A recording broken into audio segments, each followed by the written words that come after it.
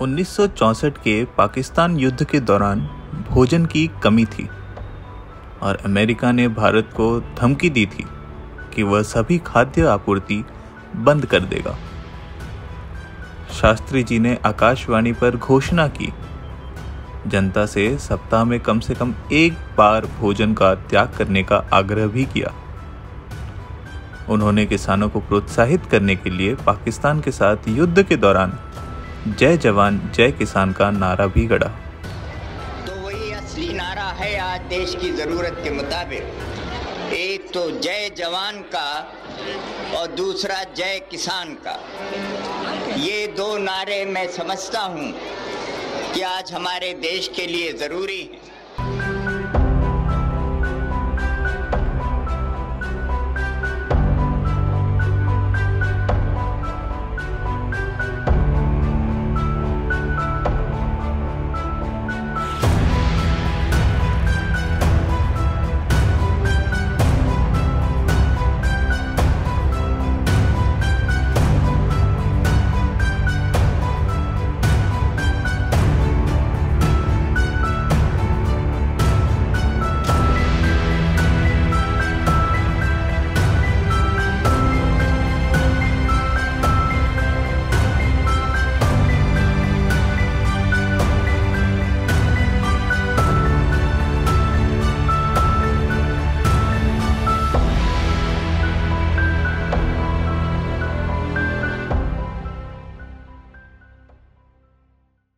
अन्ना साहेब ने अपना बचपन नासिक जिले के सिन्नर तालुका के पड़ाली गांव में बिताया।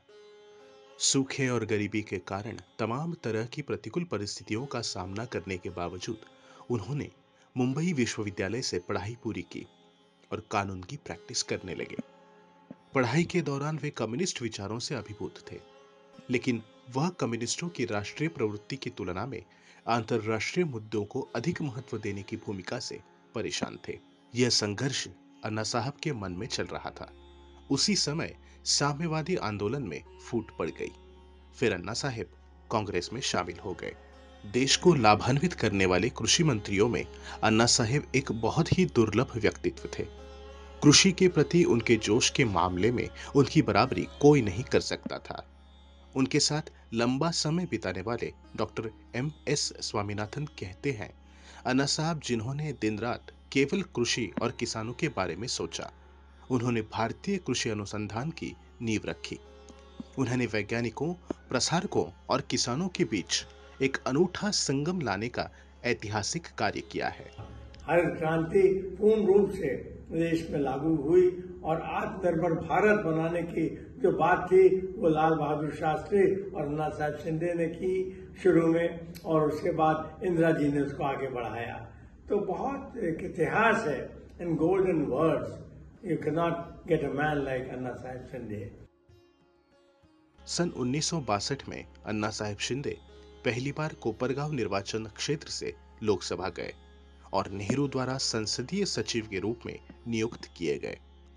बाद में उन्होंने उप मंत्री और राज्य मंत्री का पद संभाला। 15 साल तक वह केंद्रीय कृषि विभाग की देखरेख कर रहे थे। कई कैबिनेट मंत्री थे, लेकिन लाल बहादुर शास्त्री और इंदिरा गांधी जी ने कृषि विभाग के लिए अन्ना साहब पर भरोसा किया। जिस समय उन्होंने कार्यभार संभाला, उस समय भारत में कृषि अनुसंधान का आकलन करने के लिए अमेरिकी वैज्ञानिक डॉक्टर फ्रैंक पार्कर के नेतृत्व में एक समिति का नेतृत्व किया गया था। संसदीय सचिव होने के कारण अन्ना साहब इस समिति के कार्यों से जुड़े रहे। उन्होंने कहा कि कृषि उत्पादन बढ़ाने के लिए अनुसंधान और शिक्षा को प्राथमिकता दी जानी चाहिए। अन्ना साहब ने उस उद्देश्य के लिए भारतीय कृषि अनुसंधान संस्थान को मजबूत करने की पहल की।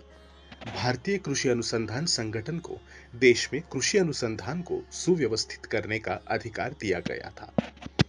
पूरे देश में कृषि विश्वविद्यालय खोले गए। अन्ना साहब की कृषि अनुसंधान में गहरी रुचि थी। नए नए विकास के बारे में जानने के लिए वह घंटों वैज्ञानिकों से मिलते रहते थे। वैज्ञानिकों और उनके बीच सौहार्दपूर्ण आदान प्रदान हुआ। अमूल सहकारी दुग्ध समिति दुग्ध उत्पादन बढ़ाने का प्रयास कर रही थी। उनके लिए डॉक्टर वर्गीस कुरियन भैंस पालन पर जोर दे रहे थे। अन्ना साहब ने सलाह दी कि संकर गायें भैंसों की तुलना में अधिक कुशल और किफायती होंगी। भैंस मुख्य रूप से एशिया में पाई जाती है, उन पर कोई विशेष शोध नहीं किया गया है। दूसरी ओर दुनिया भर में गायों पर शोध किया गया है और अधिक दूध देने वाली नस्लें सामने आई हैं। वे उष्णकटिबंध में भी अच्छी तरह से जीवित रहते हैं। इतना गहरा और तार्किक तर्क किया गया था। कुरियन ने इसे स्वीकार कर लिया और दूध का जल प्रलय शुरू हो गया। अन्ना साहिब ने सोवियत संघ की अपनी यात्रा से वापस आने के बाद वैज्ञानिकों को सूरजमुखी के बीज दिए। सोयाबीन और सूरजमुखी के महत्व को पहचानने और भारत में उनकी खेती को प्रोत्साहित करने का श्रेय उन्हें जाता है। स्वामीनाथन ने उन्हें भारत में सूरजमुखी की खेती का जनक भी कहा है। उन्होंने प्रवरा नामक एशिया में पहली बार सहकारी चीनी फैक्ट्री बनाने की पहल की। वह सहकारिता आंदोलन के संस्थापकों में से एक थे। पुणे में वैकुंठ भाई मेहता सहकारी प्रबंधन संस्थान की स्थापना करना अन्ना साहब का विचार था। National heavy engineering cooperative limited ने चीनी मिलों के लिए आवश्यक मशीनरी के निर्माण के लिए तालेगांव में एक कारखाना शुरू किया। महाराष्ट्र के शिल्पकार यशवंतराव चौहान को इस बात का गर्व था कि अन्ना साहब बीज से लेकर भंडारण और कृषि उपज की बिक्री, अनाज की गारंटीकृत कीमत से लेकर बाजार तक हर पहलू पर ध्यान से सोचकर सक्रिय रहे। जबकि मधु लिमये जैसे आलोचनात्मक सांसद ने उनके प्रयासों की दिल से सराहना की थी। अन्ना साहब ने समाज और दुनिया को बदलने की तीव्र इच्छा के साथ राजनीति में प्रवेश किया। उन्होंने अपने जीवन के अंत तक इस भाव को बनाए रखा। महाराष्ट्र में कई ऐसे राजनेता थे जो अपने लिए कुछ नहीं करना चाहते थे। हम आज उस समृद्ध अतीत के कंधों पर खड़े हैं।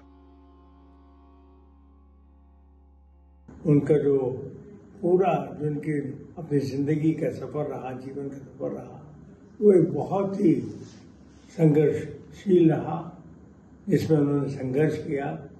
और यही नहीं, कई बार आज़ादी की लड़ाई में जेल भी गए। फिर एक बार उन्होंने बड़ा किसानों के लिए एक जुलूस, वातावरण एक ऐसा उत्पन्न किया महाराष्ट्र में, मुंबई में, जहाँ पे उनको फिर उस समय सरकार ने अरेस्ट किया, उनको जेल में डाला। तो इस तरह से बहुत संघर्षशील जीवन उनका रहा।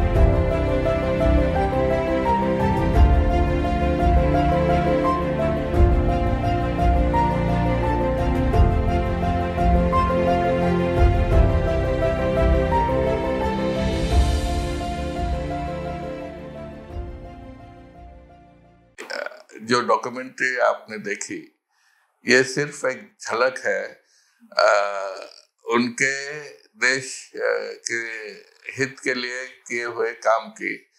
हम चाहते हैं कि इसको एक बड़ी फिल्म के रूप में आपके सामने प्रस्तुत करें, ताकि देश को भी पता चले कि उन्होंने किया हुआ काम अपने देश के